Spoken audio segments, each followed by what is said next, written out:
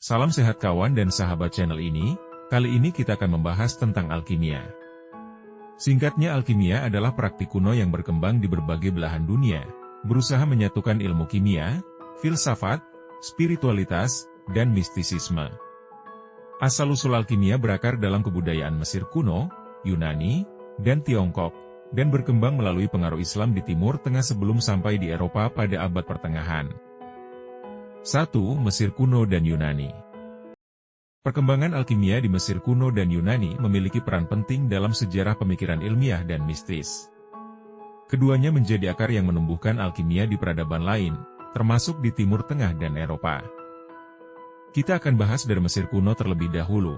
Di Mesir kuno, praktik alkimia erat kaitannya dengan proses mumifikasi, yang dianggap sebagai bentuk transmutasi atau transformasi jasmani ke bentuk yang abadi. Mesir kuno memiliki dewa-dewa alkimia seperti Thoth, yang dipercaya mengajarkan manusia tentang sihir, astronomi, dan seni transformasi. Istilah kimia berasal dari bahasa Mesir, yang berarti tanah hitam, mengacu pada tanah subur di sepanjang Sungai Nil, tetapi juga dapat diartikan sebagai proses transformasi materi.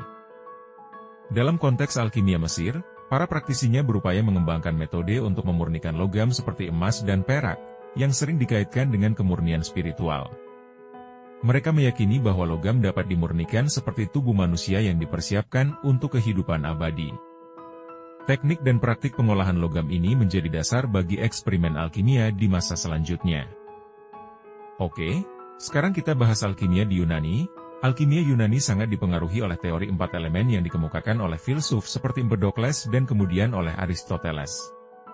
Empedokles memperkenalkan gagasan bahwa segala sesuatu terdiri dari 4 elemen dasar: tanah, air, udara, dan api.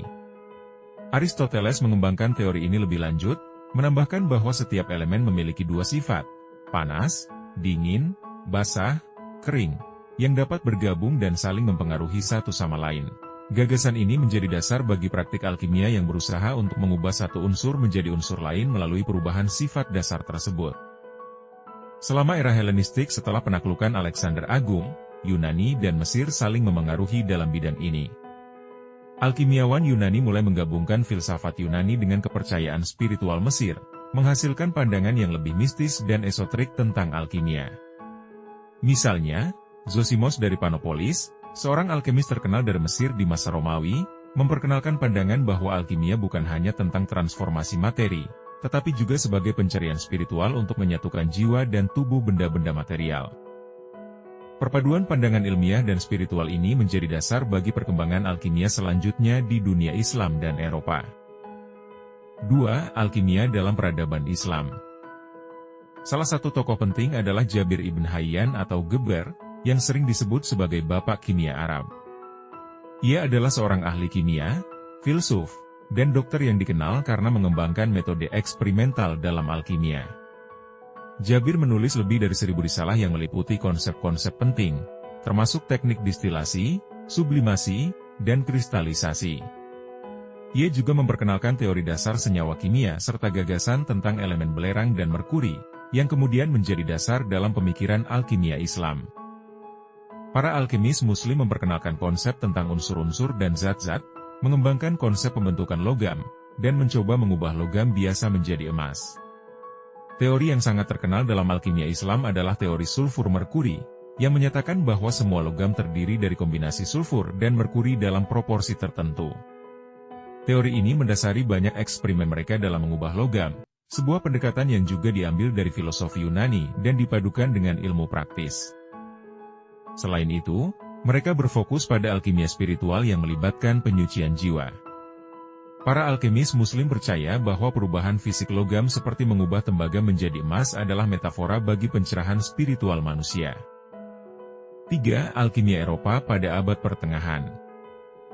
Alkimia di Eropa abad pertengahan berkembang sebagai disiplin yang mencakup aspek filosofis, spiritual, dan eksperimen yang mencoba memahami alam semesta melalui transformasi materi.